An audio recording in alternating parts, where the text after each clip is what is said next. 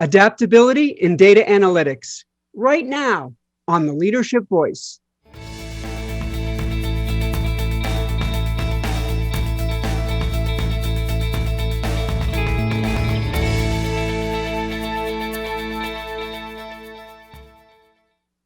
Welcome to the Leadership Voice. I'm your host, Jay Barbuto.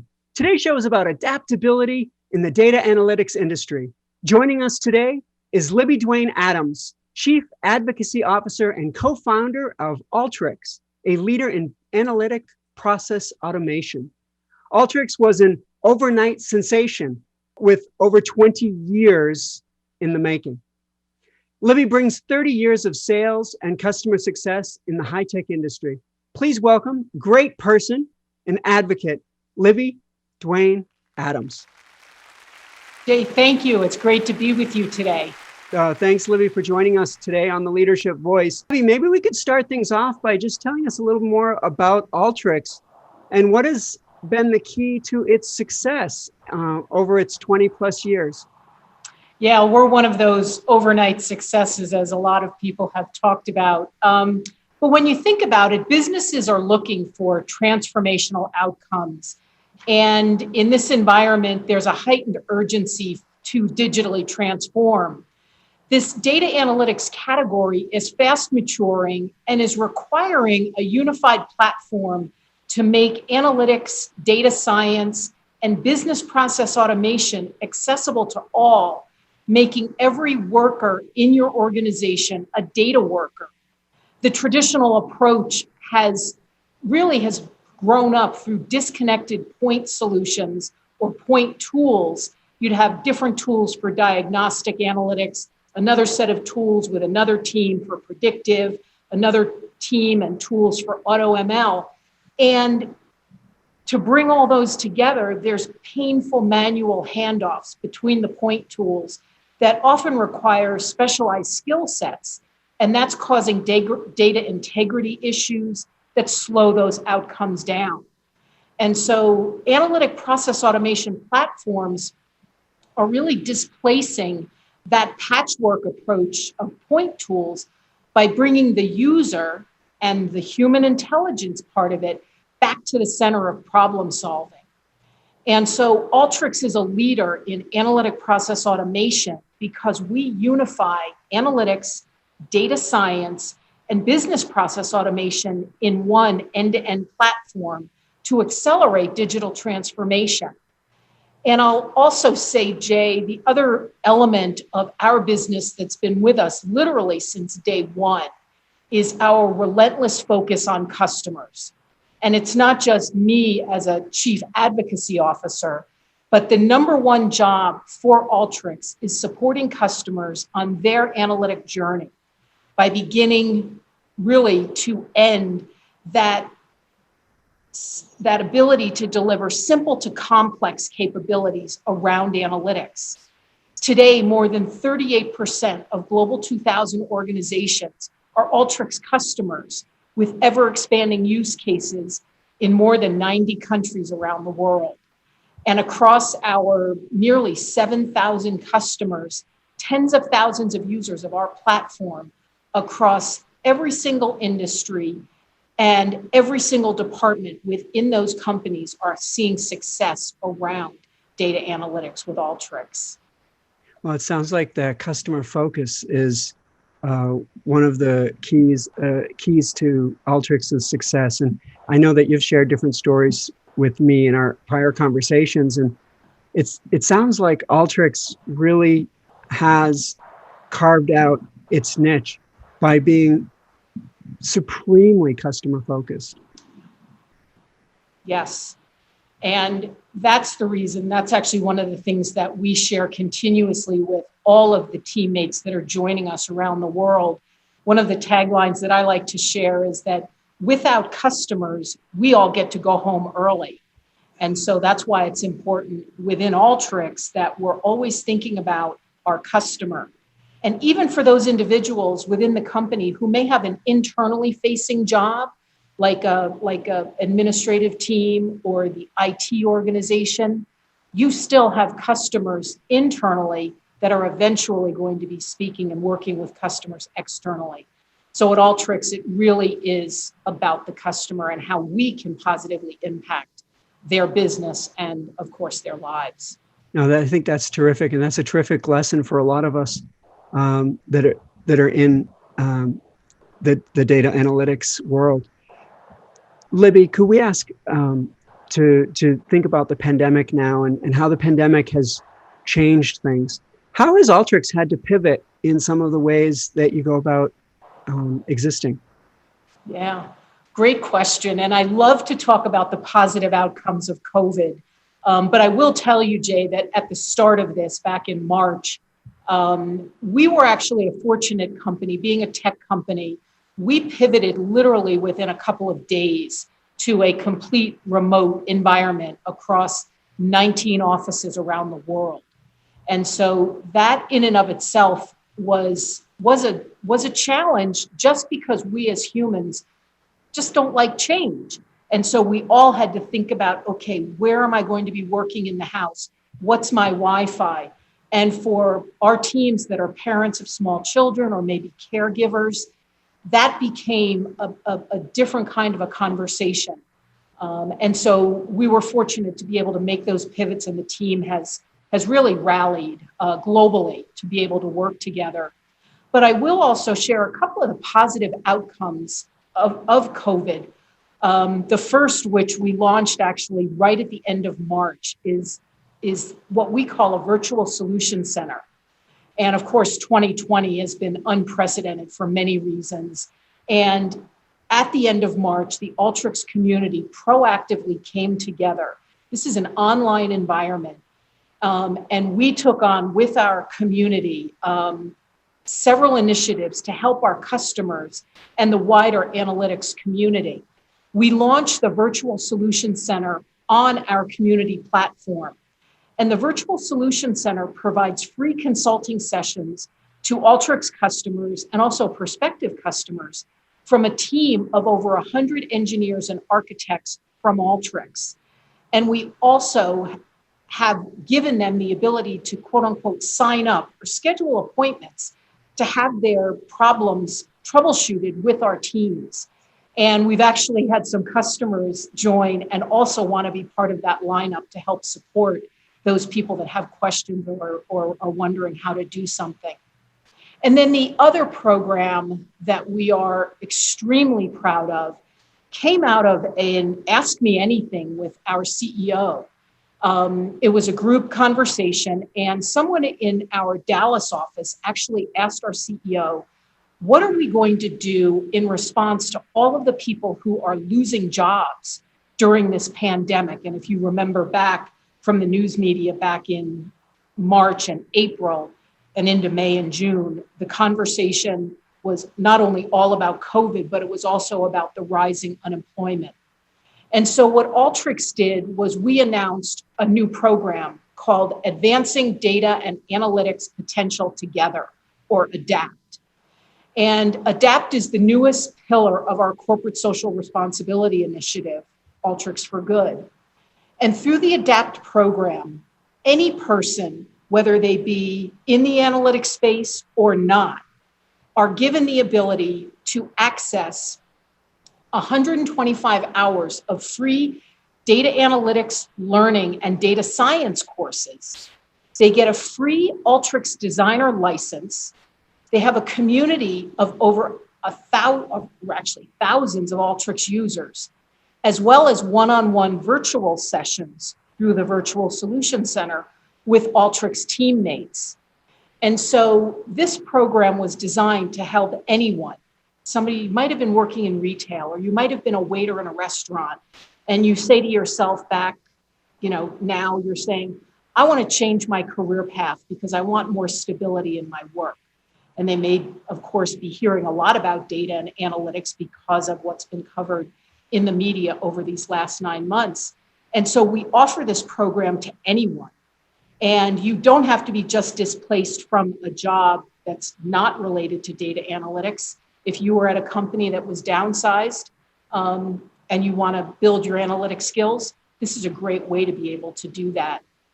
And so since we launched the program in early May, at the end of Q3, there were over 11,000 people enrolled in the ADAPT program across 135 countries around the world.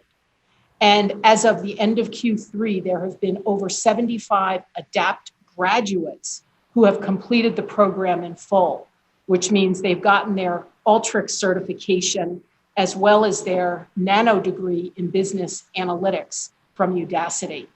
And all of the certification and your nano degree are free as part of the ADAPT program. And so that's exciting for us because this is allowing people to build their LinkedIn profile, their CV, to show off their analytic prowess and help them move back into the workforce in a role that's analytically driven. And so as things progress, that's an incredible story of both adapting and staying agile, but also finding new ways of adding value to your customers and your potential customers. That's a really impressive approach that Alteryx took during these times. Could you talk a little bit about how Alteryx is going to be better in the long term because of the adversity that the pandemic has caused? Yeah, and for this, Jay, I'd love to talk about the success, not only that Alteryx has seen, but also that our customers have seen. One of our clients is an organization out of the UK called Gymshark. They are an athletic apparel manufacturer. And so they obviously were hit and forced to scale back their retail business when the pandemic began. And so despite the temporary closures of their brick and mortar stores, they've been able to continue to thrive in their online environment with the help of data science. And so one of the things that they've done is they openly talk about the fact that they expect to see revenue growth of 40% this year, thanks in a large part to their use of analytics, which is bringing everyone from apparel designers to merchandising experts closer to their customers. What are those customers buying online and when? Those are the kinds of questions that they're now able to answer. So by using Alteryx and better analytic tools and practices that are creating those quick insights about customer demand across their channels and across their systems, it's customer location, where is the customer, the demographics, and the lifestyle of those people. And so Gymshark now can better tailor the needs of the insights around consumers to help better predict the purchase by a customer, while also being able to extract additional useful data, such as forecasting sales on promotional items, anticipating supplies through the manufacturing process, and also being able to reduce those out of stocks. And so we all are hearing a lot of stories about retail, but there's also great analytic success in healthcare during these times. One of our customers is Symphony Care Network. They're a network of about 35 care facilities based out of the Midwest, providing innovative post-acute and transitional care services for their customers. And so over the past 9 months, of course, it's been particularly challenging for care facilities. And Symphony used Alteryx in a number of different ways to monitor and stay on top of the situation, while also improving overall care for their patients. They used Alteryx across the organization, from capturing and analyzing coronavirus case numbers, analyzing and modeling medication, and also being able to analyze and predict readmission data to identify patients that are of high risk to relapse and have to come back for their services. And they were also able to automate and streamline the back office compliance functions so that they can get more done in just a few hours. And we all know that these care workers have just been maxed out during this time.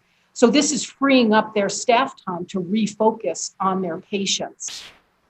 And then one last use case that I think about is one of our customers is Vantage Data. And they've used Alteryx to perform real-time mapping to be able to track hospital and ICU capacity against the likelihood of local population becoming sick with coronavirus, and then being able to have to draw down on the range of different data to be able to drive these insights. They're looking at patient data, population, admission data, length of stay rates from Italy. So they're looking at international data. They're looking at data from the CDC, of course, as well as Johns Hopkins. And so there's some really interesting findings that they've seen so far, particularly around those cities that are not being covered every day in the media, where there may be remote communities where they don't have a hospital, let alone an ICU. And so these are indications of where there may be unused capacity in places, and it's allowing these more remote cities, places, towns to be ready to handle the pandemic as it may be scaling in their neighborhoods. Thank you, Duane. Duane, I want to have one more question for you, and that is, as we think about companies that are facing challenging times or facing disruptions and, in this case, crisis or pandemic kinds of situations, what advice would you give to a C-level executive that might be facing these kinds of challenges? Yeah, it's a great question, Jay. And I'll say that businesses, not just leaders, but all business workers really need to leverage the data assets that they have and be able to get into those actionable insights quickly. And to do that, you need that end-to-end platform to be able to do this. You've got to eliminate those point solutions. The analytics category is fast maturing and is requiring that every business leader be thinking about a unified platform that makes analytics and data science and the automation of those processes accessible to every data worker. The majority of companies, about 80%, according to the latest McKinsey global study on digital transformation, indicate that organizations have embarked on digital transformation journeys, but only a third of these initiatives have been successful. And part of the reason is that digital transformation success happens when organizations are converging essentially three pillars: data, processes, and people. And so the analytic process automation platforms that are out there address these three pillars specifically. People, process, and data are an organization's richest assets. And when these three assets are addressed, transformative outcomes certainly can be achieved. Around data, I would say the first priority is to make information accessible to everyone across the organization. Of course, there's governance and security that has to be followed. Those guidelines have to be followed. But it's about putting the data in the hands of the people who need it and can actually affect change when using that data. The second is process. And when you think about processes that may have been in place for years, is it time to look at better ways to improve those processes? And so successful organizations take a technology-first approach that democratizes data, analytics, and data science. And it's enabling the optimization and automation of those business processes. And our customers, when they enable the teams to take a step back, empower them to make changes and improvements to those processes, that's when they start to see significant business improvements. And then last, of course, is people. Reskilling and upskilling the workforce requires shifting people's focus from, we've all done this, that gut-driven decision of, oh, it just feels like we should do it this way, or we've always done it this way, why would we change? Change that focus from being that gut-driven or we've always done it this way to now being data-driven and developing outcome-focused mindsets. Those three components together are the three recommendations that I would give to any executive, any C-level within any business, any industry, because it's those three consistent improvements that will help drive those changes for companies. I think that's a great way to stop with those questions. Thank you so much, Libby. Those are some great insights for C-level executives and even up-and-comers to add to their bank of knowledge. We do have a few questions from our audience, so let's take a look and see what those are. Our first question comes from Peter Brennan, executive editor at the OC Business Journal. Peter Brennan asks, Libby, you co-founded Alteryx with Dean Stoker. You left an established company to join a startup. What qualities of leadership did Dean show you that caused you to believe in his vision and that your product would eventually be successful? Thanks so much for the question, Peter. And I have to tell you, I've actually known Dean for 30 years. We've worked together now for 30 years. And so through that relationship, partnership, I would have to say that though, if I were to pick one quality that Dean has, which I can't pick one, so I'm going to change my answer. The first quality I would have to say is his energy around the passion to make a difference in people's lives, whether it's people who work with him or whether it's our customers or whether it's our partners. His vision and willingness to dedicate to people, I think, is just infectious. The second thing I will say is from a leadership perspective, his willingness to lead with his style. And I can share with you, and I remember many of these conversations, especially early on, is that we knew we were going to do things differently. We knew we were not going to just follow a competitor. We left, as you noted, Jay, we left good paying jobs and the quote unquote security of a paycheck to step into this world of entrepreneurship. And knowing that we both also had a vision that technology needs to be easier. It needs to be easier to use. It needs to be easier to implement. It needs to be easier to upgrade and manage and maintain. And so having that common vision of how do we make this easier for our customers was the other part of really what I think led to my willingness to join Dean on this venture, and also be willing to really stick it out because, as you can imagine, starting in 1997, we avoided the whole .com bust. We didn't run the business like a .com. We stayed within the boundaries of here's the revenue we have, here's the money we have coming in, this is who we can hire, this is how we can expand. We made it through the 2001 crisis. We made it through the 2008 crisis. And I think the other thing I'll say is, and you heard me mention it earlier about our focus on customers, was never losing sight of what is driving success for our customers.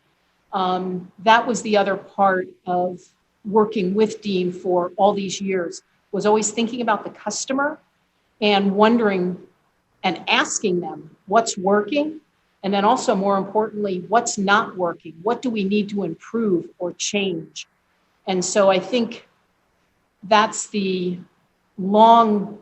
sort of long version of why working with Dean has just been such a privilege and an honor for the last 30 years plus the 23 years of Alteryx.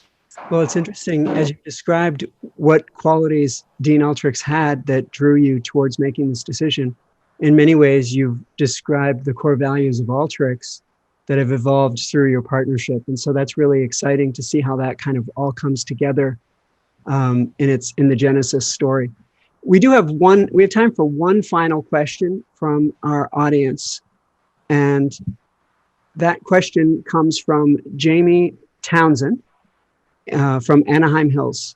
Jamie asks, how many years did it take before you started producing revenue? What was it like to wait years before revenue began arriving? Thank you, Jamie, very much for the... Sorry, Jay? Real revenue. That's actually a good differentiator, because I'll share with Jamie and the rest of your audience that we actually self-funded. The first 14 years of the business, we self-funded. And so back at the start of it, what that meant was taking no salary, putting our own personal money in.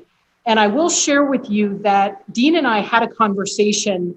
This was probably 1995 or so, when we were just kind of brainstorming, hey, we should try something. And I said, one of my criteria of going into business is that we don't take outside money. I did not want to own the responsibility of serving someone else before serving our customers. And so we agreed, all three, Ned Harding, Dean, and myself, all agreed to self-fund. And so for the first 14 years, we ran the business just like every other business, not spending ahead of revenue, not hiring ahead of revenue. It was all about managing cash flow. What did the sales pipeline look like? Okay, here's what we can hire.